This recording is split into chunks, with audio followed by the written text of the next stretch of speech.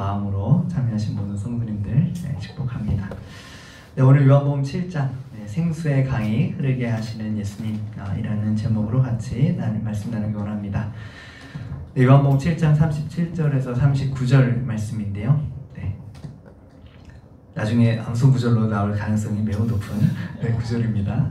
함께 읽어보겠습니다. 시작.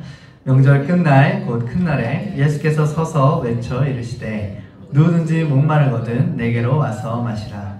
나를 믿는 자는 성경에 이른 것 같이 그 배에서 생수의 강이 흘러나오리라 하시니 이는 그를 믿는 자들이 받을 성령을 가르쳐 말씀하신 것이라. 예수께서 아직 영광을 받지 않으셨으므로 성령이 아직 그들에게 계시지 아니하시더라. 아멘. 아멘. 네, 오늘 참 요한복음에는 저희가 익숙한 말씀들이 참 많죠. 네, 오늘 말씀 본문도 굉장히 익숙하게 또 암송하는 분들도 계실 텐데요. 오늘 말씀을 시작하면서 우리가 인간의 생존에 있어서 공기 다음으로 중요한 것이 무엇인가 생각해 보면 그것은 물이라고 알 수 있죠. 인체의 70%가 물로 구성이 되어 있고 이 70%의 물 중 5%에서 12%만 물이 상실돼도 사람은 죽을 수 있다고 합니다. 사람이 먹지 않고는 3주에서 2개월까지도 생존을 할 수 있지만 물을 마시지 않으면 일주일 이상 사실 버티기가 쉽지 않습니다. 이스라엘 백성들이 출애굽을 하면서 홍해를 건넌 이후에 출애굽기 15장부터 이제 광야가 펼쳐지는데요. 그 광야의 여러 가지 위기 속에서 이제 신광야에서 먹을 것이 떨어진 위기도 있었지만 특히 출애굽기 17장 르비딤에서 이스라엘 백성이 맞이한 위기는 물이 없는 그러한 위기였습니다.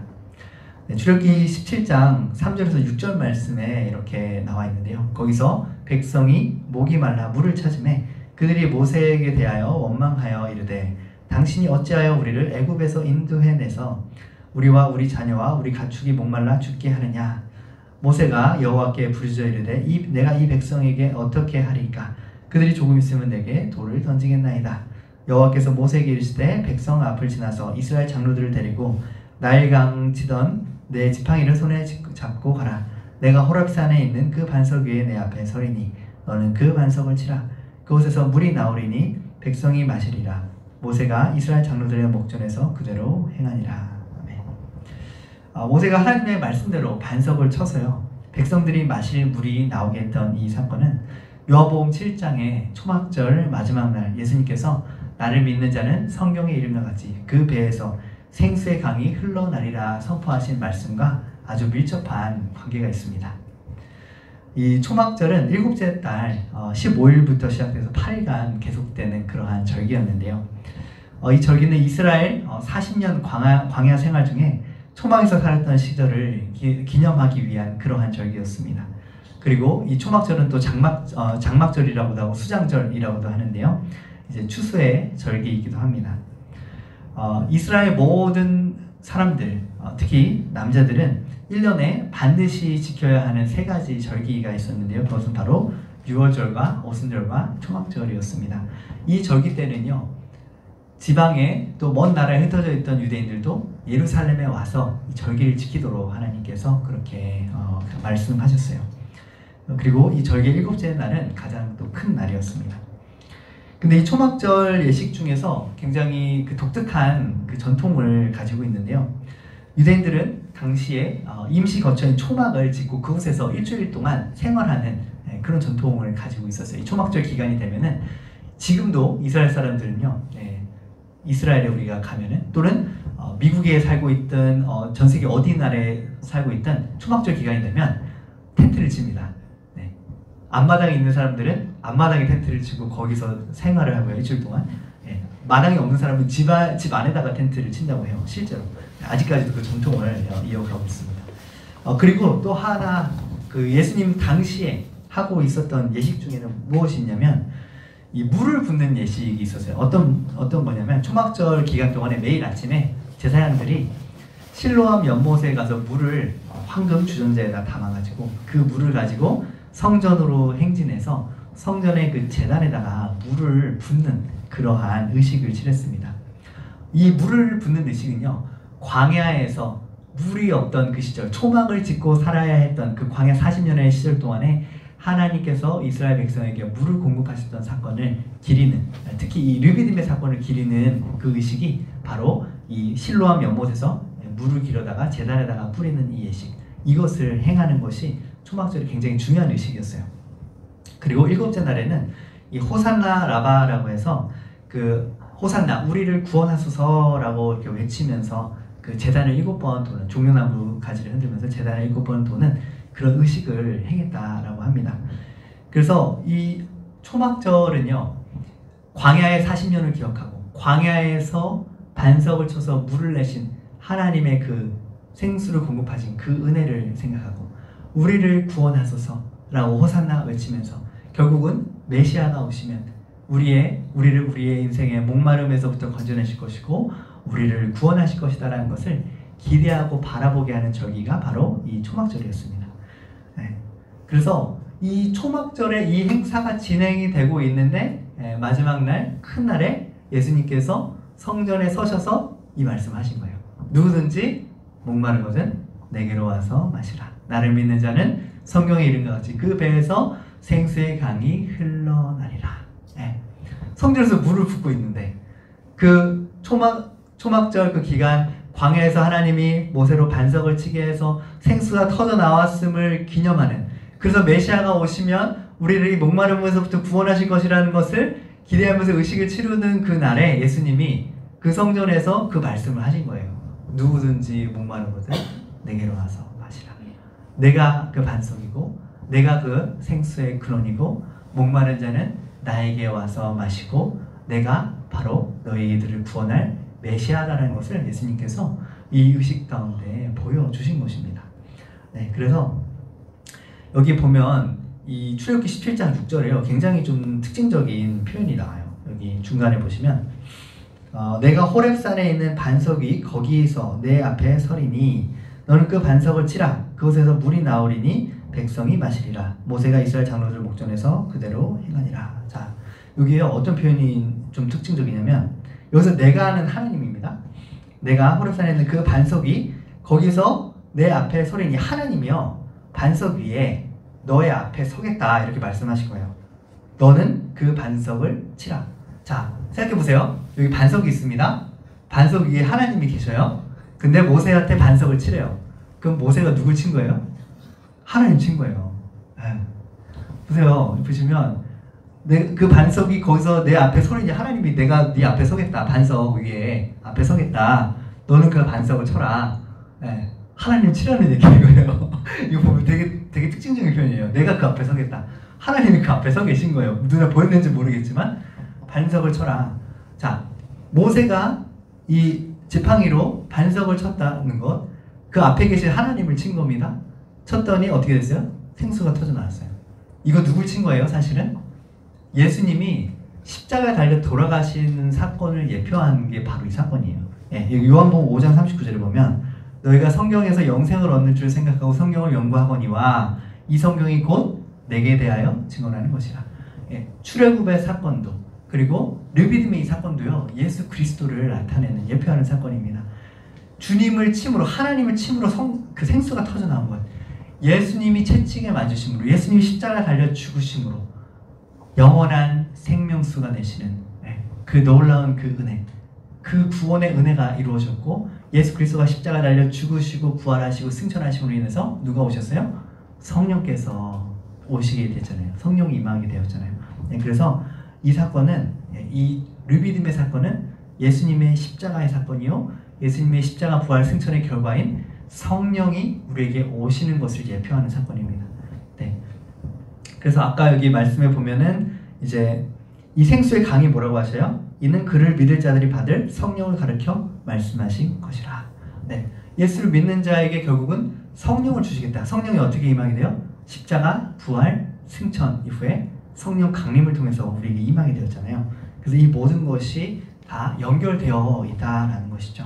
네, 그래서 이스라엘 백성들이 초막절 절기를 지낼 때마다 성전에서 물을 붓고 또 광야에서 하나님이 반석에서 물을 내주셨듯이 결국은 메시아가 오셔서 우리의 영적인 목마름을 해결해 주실 것이라는 갈망함으로 이 모든 절기를 치르고 있는 가운데 예수님께서는 내가 바로 너의 목마름을 해결할 메시아이고 내가 바로 생수의 근원이고 나를 믿는 자에게 나는 그 배에서 생수의 강이 흘러넘치는 성령의 충만한 은혜를 너에게 주겠다라고 그렇게 선언하고 계십니다.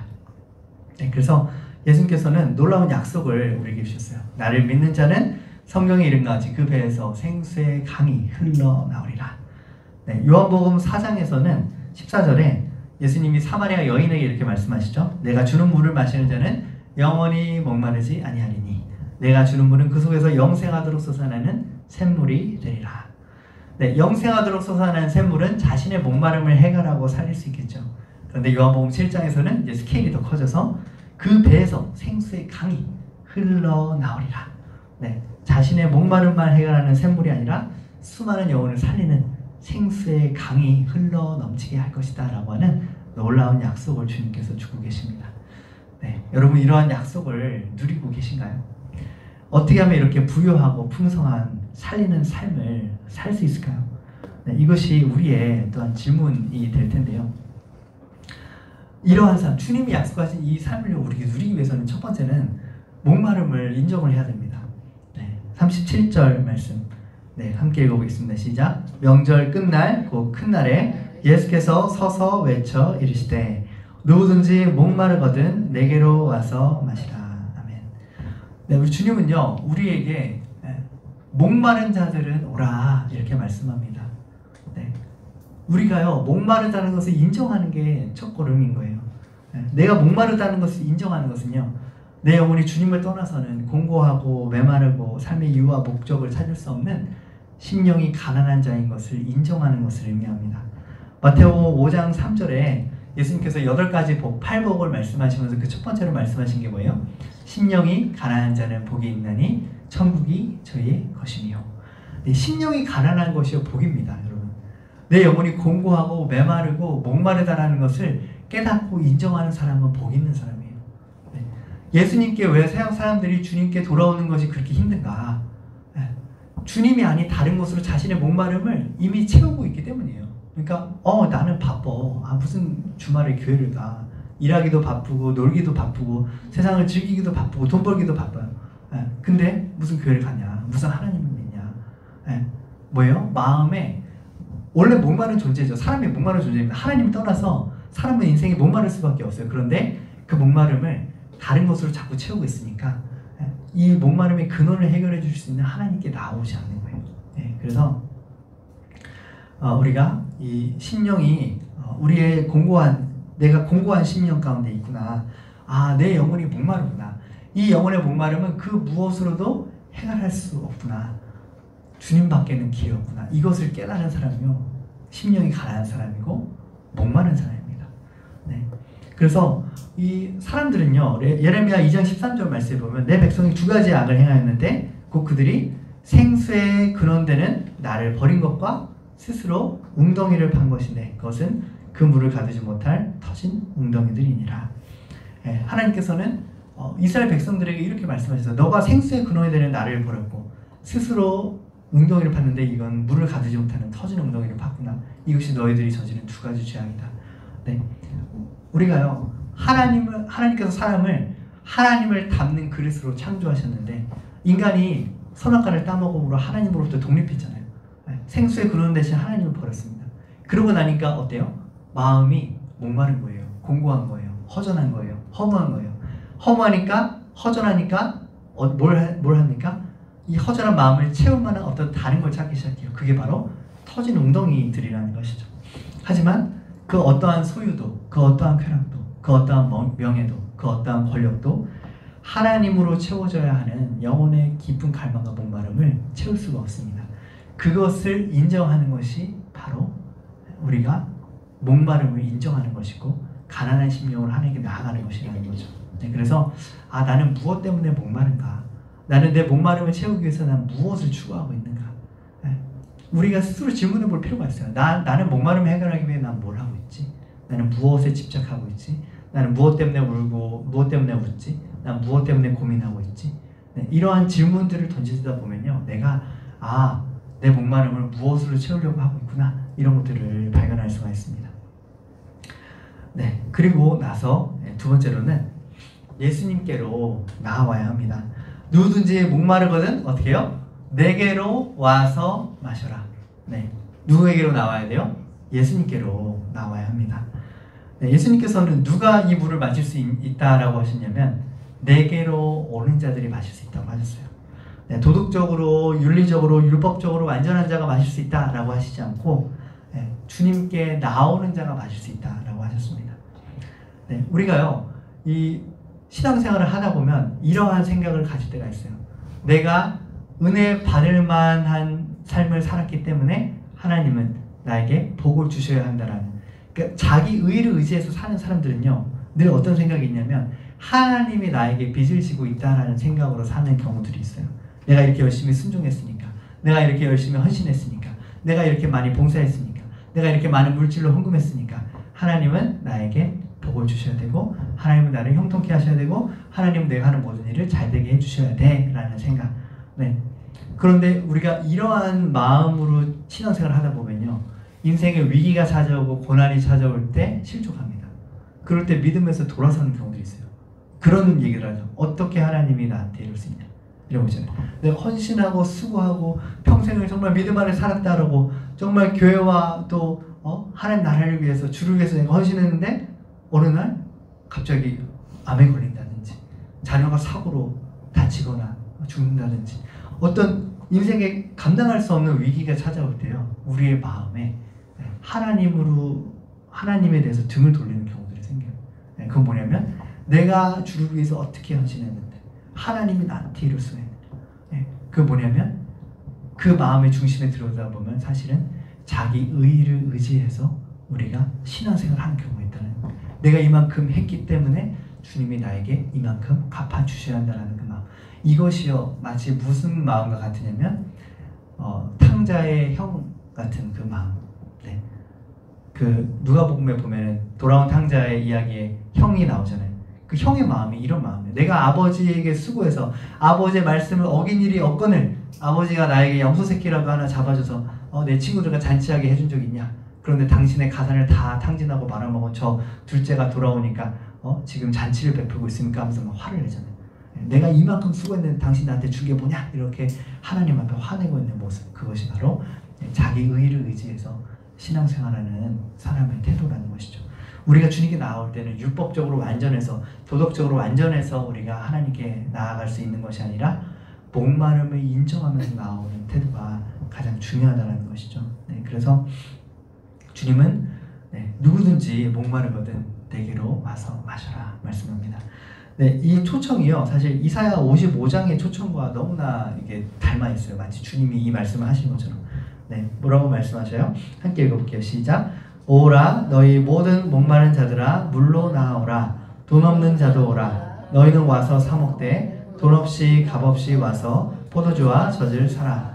너희가 어찌하여 양식이 아닌 것을 위하여 은을 달아주며 배부르게 하지 못할 것을 위하여 수고하느냐. 내게 듣고 들을지어다. 그리하면 너희가 좋은 것을 먹을 것이며 너희 자신들이 기름진 것으로 즐거움을 얻으리라.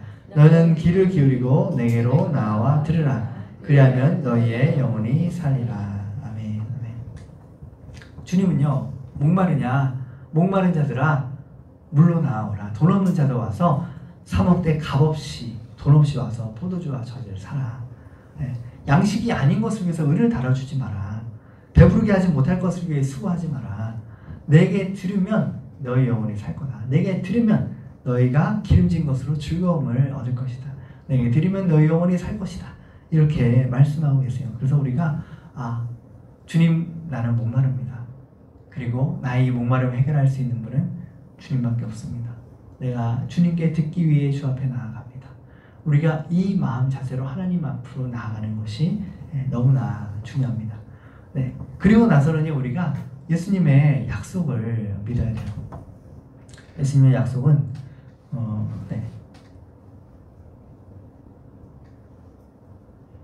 예수님의 약속은 우리 37절, 38절 말씀처럼 나를 믿는 자는 성경에 이른 것 같이 그 배에서 생수의 강이 흘러나오리라.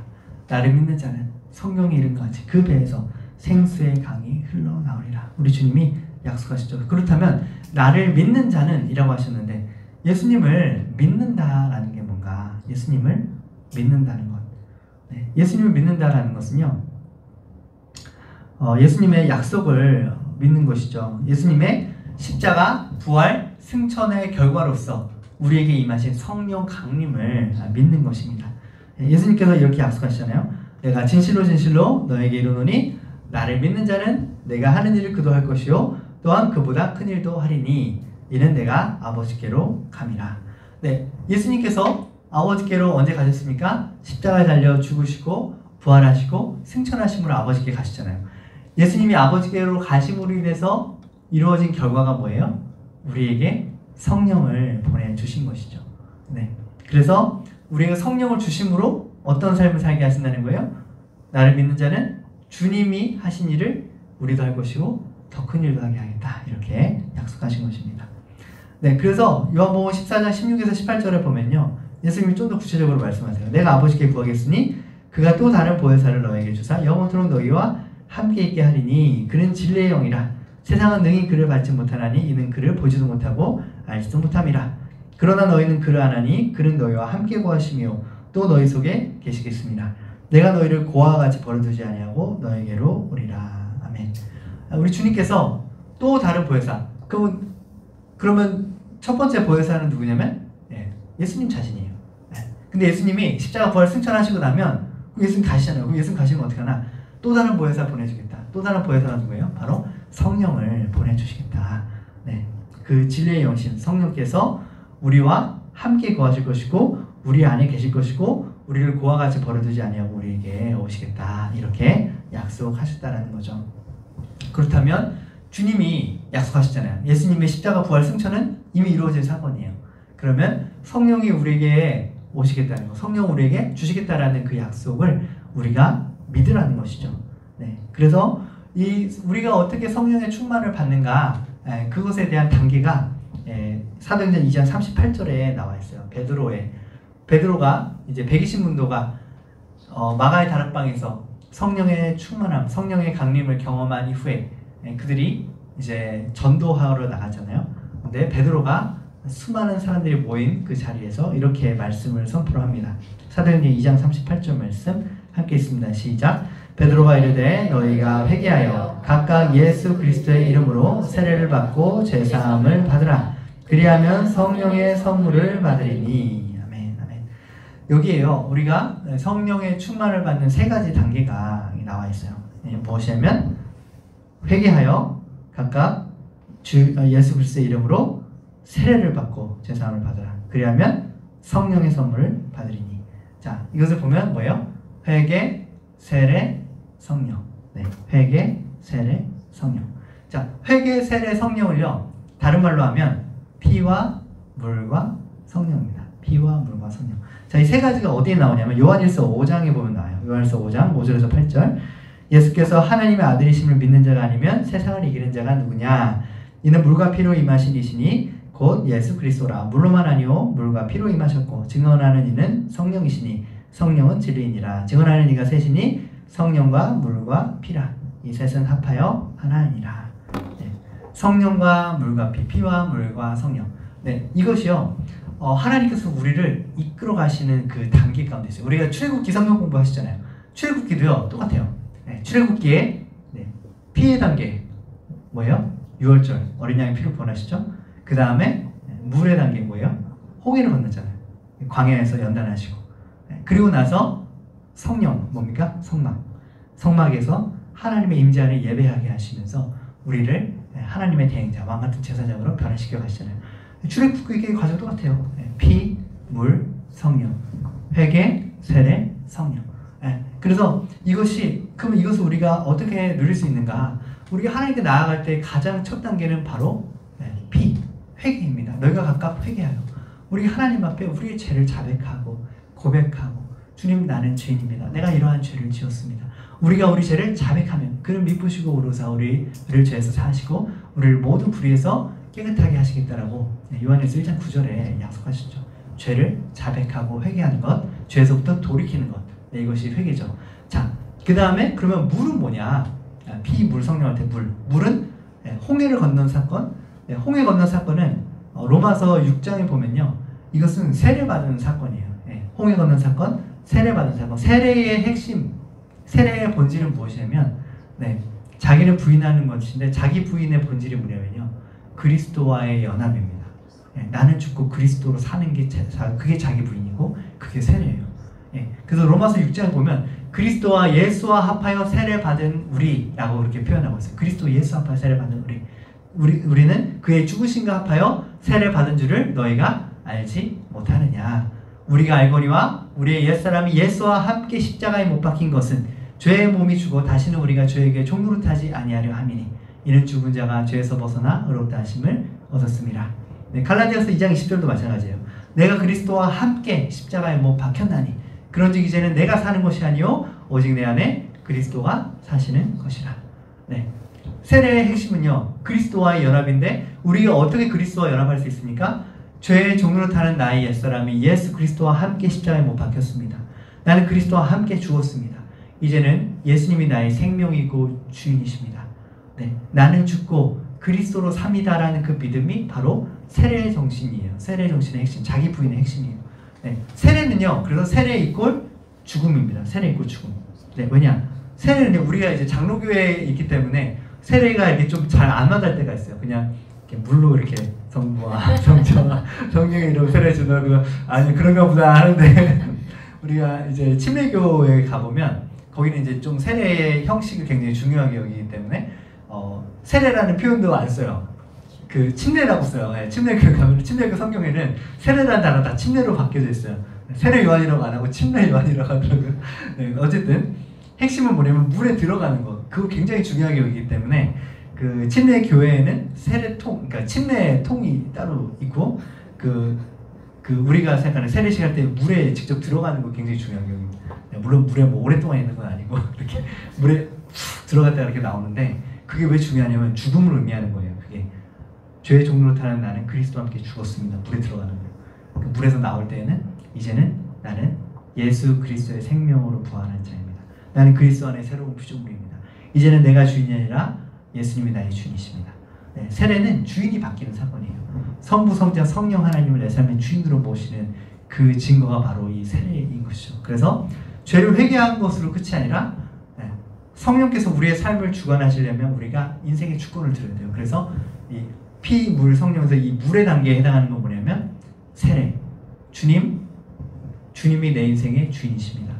죄의 종로를 타고 내가 내 인생의 주인으로 타던 나는 그리스도와 함께 죽었습니다. 예수님 내 삶의 주인이십니다. 주님 원하시는 대로 내가 순종하며 살겠습니다. 이 고백이 있는 자에게 무엇을 주셔요? 성령의 충만을 주신다는 거예요. 물론 우리가 예수님을 영접할 때 그러면 성령 안 받았냐? 예수님 영접할 때 성령 받았죠. 왜냐하면 성령이 아닌 곳에는 예수를 주라 시인할 수 없다라고 분명히 말씀하셨어요. 우리가 예수님이 나의 주인이십니다. 예수님이 나의 죄를 대신에 십자가 달려 죽으시고 부활하신 하나님의 아들이심을 내가 믿습니다. 예수님 이 시간 내 마음에 들어오셔서 나의 모든 죄를 사하시고 나를 하나님의 자녀 삼아 주시옵소서. 이 고백을 할 수 있게 하신 분이 성령이세요. 그렇기 때문에 예수 믿는 사람은 성령이 있죠. 그런데 그럼 성령이 있는데 성령을 또 받아야 된다는 얘기는 뭐냐? 성령의 충만을 받아야 한다는 것이죠. 술 취하지 말라. 이는 방탕한 것이니 오직 성령의 충만을 받으라. 성령께서 우리 안에 계시지만 성령이 우리 안에 계시다고 해서 우리가 다 성령의 충만한 삶을 사는 것은 아니거든요. 이것은 마치 뭐랑 같으냐면 우리가 다 생명이 있잖아요. 생명이 있지만 모든 사람이 다 건강하게 타인에게 선한 영향력을 끼치고 사는 건 아니에요. 예를 들면 식물인간도 생명은 붙어 있습니다. 심장이 뛰고 있어요. 근데 할 수 있는 것이 무엇입니까? 침대에 누워있는 것밖에 할 수 없어요. 생명은 있는데 누워만 있습니다. 그런 사람이 있는가 하면 건강하게 왕성하게 활동을 하는 사람도 있죠.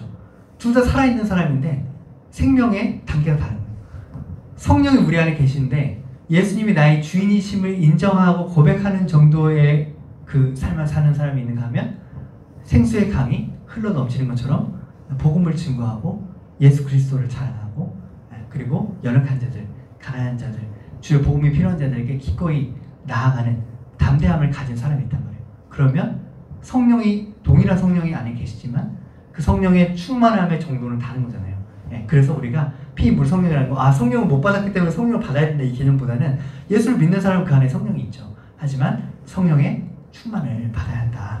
예, 그래서 그것이 바로 이제 네 번째 단계인데요. 배에서 생수의 강이 흘러나오는 삶, 곧 성령 충만한 삶을 우리가 간절히 구해야 합니다.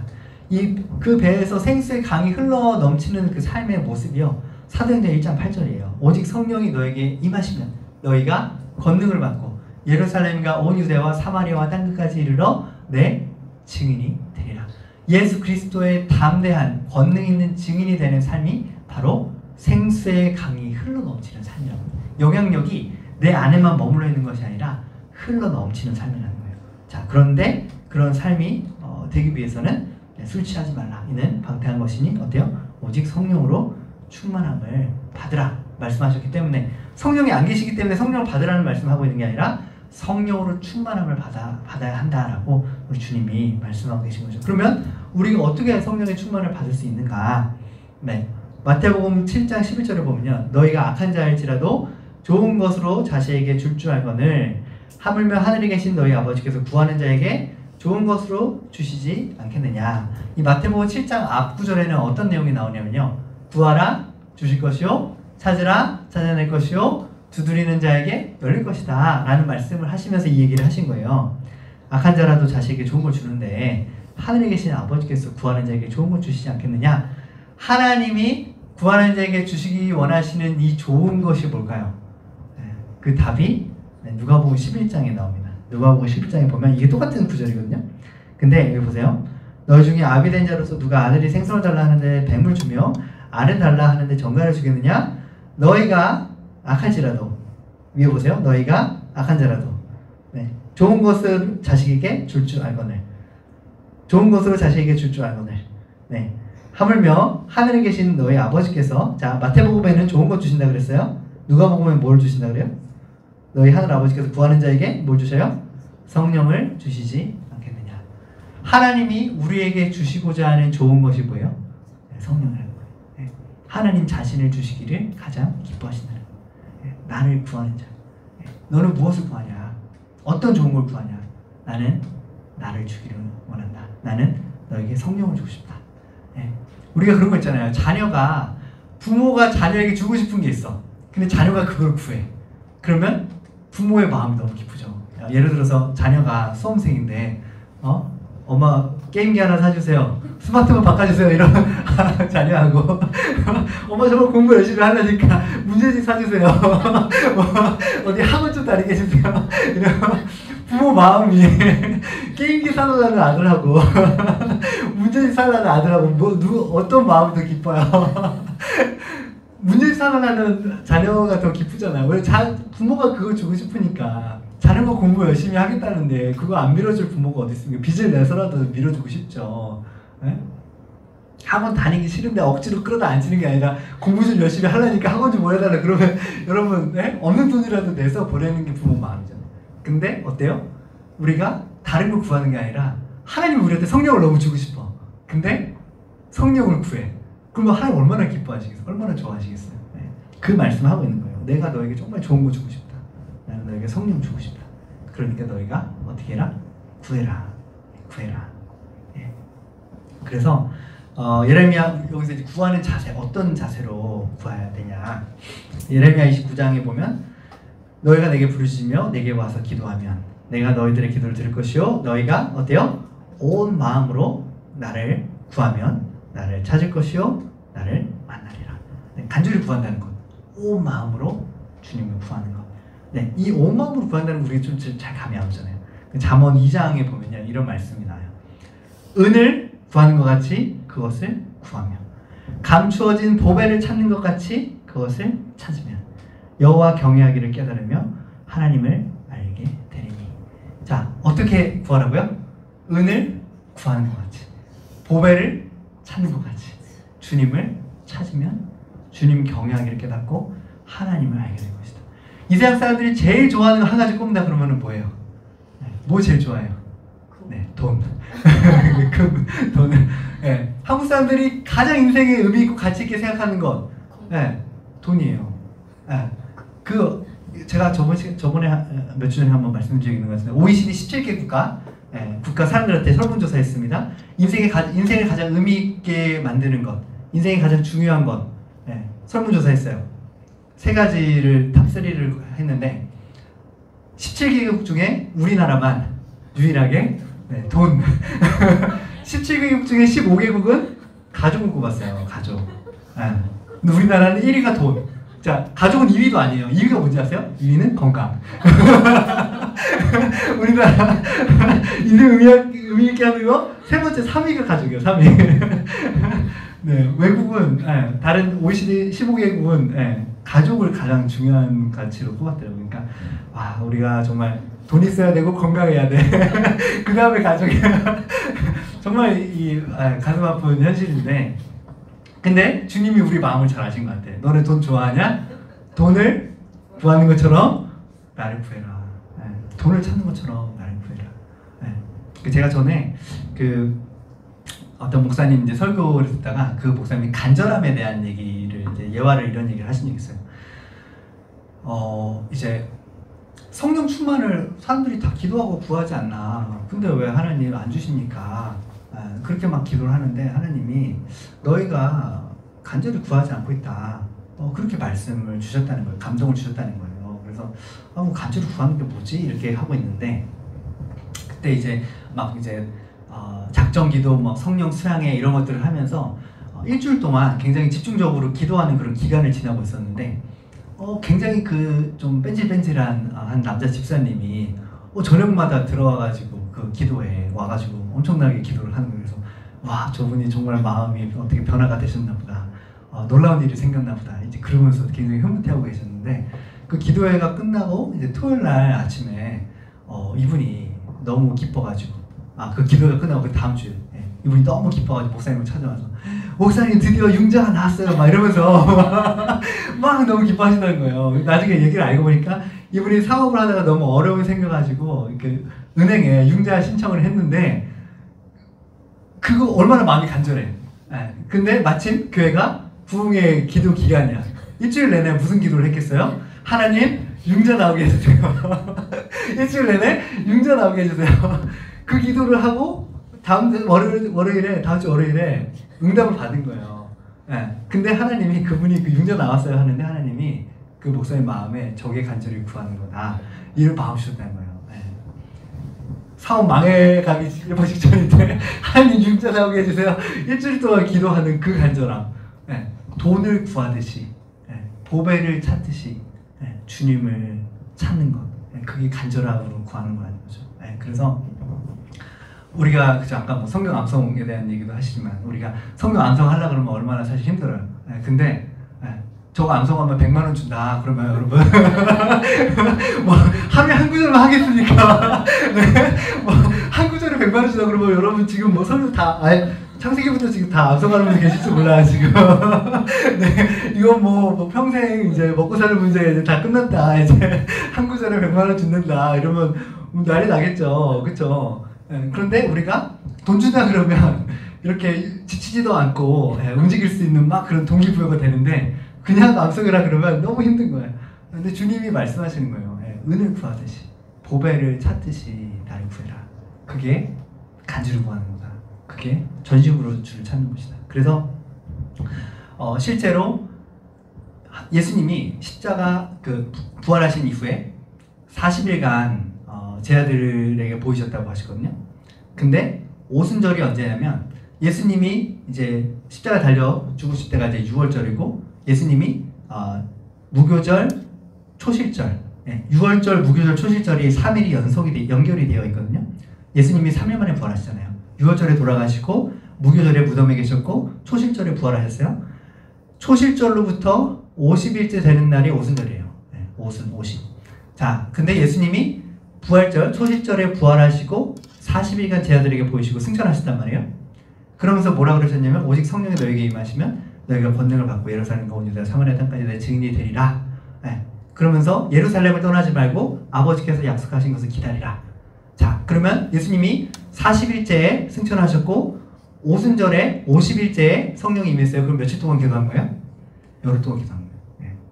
열흘 동안 제 아들이 기도한 거예요. 예수님 승천하신 이후에 예루살렘을 떠나지 않고 10일간 집중해서 기도했고 50일째 되는 날 열흘 동안 기도한 그날에 성령이 임하신 겁니다. 그것이 말씀하고 있는 의미가 있어요. 우리가 주를 찾을 때 집중된 기도의 자리로 엎드리는 것이 중요한 거예요. 주의 약속을 붙잡고 하나님, 주님 약속하신 그 성령 내가 충만을 받기 원하고 주님께 집중하기 원합니다. 그래서 때로는 그렇죠. 그래서 작정 기도가 의미가 있는 것은요. 하나님께서 우리가 기도에 집중하기를 원하시고 성령의 충만을 받기를 원하시고 우리를 통하여서 그 배에서 생수의 강이 흘러넘치는 삶을 살기를 원하십니다. 그래서 저는 주님께서 이렇게 약속하셨잖아요. 구하는 자에게 주겠다. 너희가 악한 아비일지라도 자식에게 좋은 거 주는데 하물며 하늘에 계신 너희 아버지께서 구하는 자에게 성령을 주시지 않겠냐. 이렇게 약속하셨습니다. 그래서 저는 주님이 주신 이 약속을 붙잡고 우리의 삶이 나는 내가 내 삶을 볼 때 아직 그렇게 충만한 삶은 아닌 것 같아. 내가 내 삶을 볼 때 아직은 내 배에서 생수의 강이 흘러넘치는 그런 삶은 아닌 것 같아.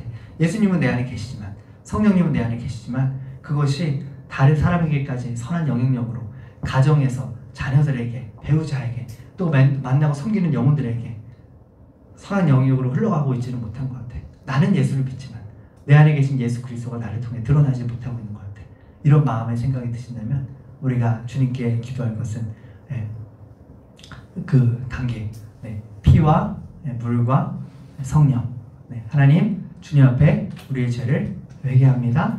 주님이 나의 주인이십니다. 주님 성령으로 충만하게 임하시옵소서.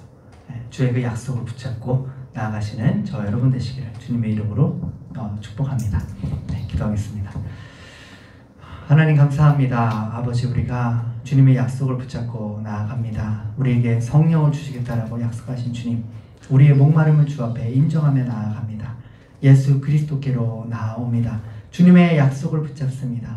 피와 물과 성령 회개하고 주님께 우리의 주권을 드리고 하나님, 주께서 약속하신 그 성령 우리에게 주시기를 간절히 구하며 나아가겠사오니 하나님 우리에게 충만함으로 임하여 주시옵소서.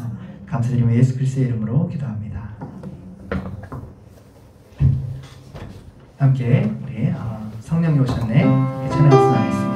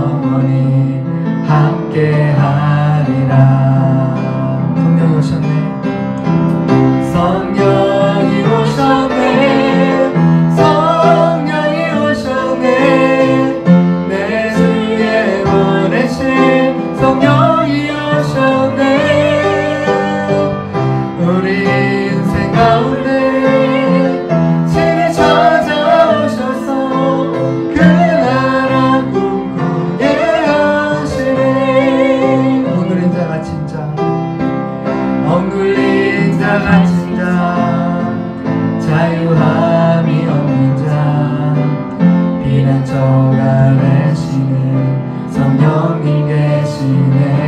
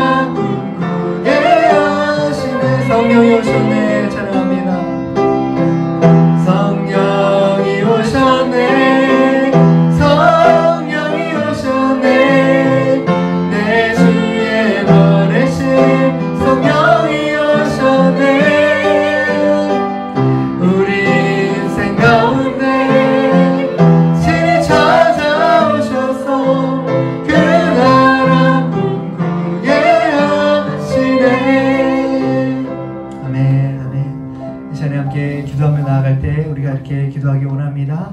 하나님, 우리의 죄를 주님 앞에 회개합니다. 하나님, 우리의 인생의 주권을 주 앞에 드립니다. 하나님, 주님을 간절히 구하며 아버지 주님께 부르시어 기도하며 나아가겠습니다. 은을 구하는 것 같이 그것을 구하며 감추어진 보배를 찾는 것 같이 주를 찾겠습니다. 하나님, 경외하기를 깨달으며 하나님을 알게 하여 주시옵소서. 주님을 만나게 하여 주시옵소서. 주의 성령으로 충만하게 우리의 심령 가운데 임하여 주셔서 그 배에서 생수의 강이 흘러 넘치는 인생, 주님의 증인되는 인생, 나를 통하여 예수 그리스도의 살아계심과 그 역사가 증거되는 권능의 인생을 살게 하여 주시옵소서. 이 시간에 우리 주여 세 번 부르시고 함께 회개하며 주님께 주권을 드리며 성령의 충만을 간구하며 기도하며 나아가겠습니다. 주여, 주여, 주여. 주님 그렇습니다. 아버지, 우리 죄를 주 앞에 회개하며 나아갑니다. 하나님의 마음을 아프시게 한 죄악들, 마음으로 다른 사람으로 판단하고 정죄하고 미워했던 죄악들, 안목의 정욕과 육신의 정욕과 이생의 자랑을 추구하며 하나님, 주님이 아닌 세상을 사랑하는 마음으로 우리의 마음을 가득 채웠던 죄악들을 주 앞에 회개하며 고백하며 나아갑니다. 하나님, 용서하여 주시옵소서. 주의 벌로 갚아 주시옵소서. 하나님, 정욕케 하여 주시옵소서. 하나님, 또한 기도하는 것을 하나님 아버지, 우리가 주님께 우리의 인생의 주권을 드립니다. 예수님, 나의 주인이시고 나의 왕이십니다. 아버지 하나님, 나의 모든 시간과 나의 모든 재정과 나의 모든 에너지와 나의 모든 관심과 나의 마음의 모든 것, 나의 모든 에너지, 아버지 하나님 다 주님께 드립니다. 다 주님의 것입니다. 다 주의 수요입니다. 주께서 명하시면 무엇이든 순종하겠습니다. 주님이 가라시는 곳에 가서 주님이 하라시는 일을 하며 아버지 하나님 전심으로 주를 사랑하며 주님께서 사랑하시는 주의 자녀들을, 주의 영혼들을 긍휼히 또 사랑하는 삶을 살겠습니다. 하나님, 주님이 나의 주님이십니다. 나의 왕이십니다. 나의 전부이십니다. 아버지 하나님, 주의 종을 타는 나는 그리스도와 함께 죽었습니다. 내가 그리스도와 함께 십자가에 못 박혔나니 그러지 이제는 내가 사는 것이 아니요 오직 내 안에 그리스도가 사시는 것이라. 하나님, 그렇습니다. 내 안에 계신 예수 그리스도가 사시는 것입니다.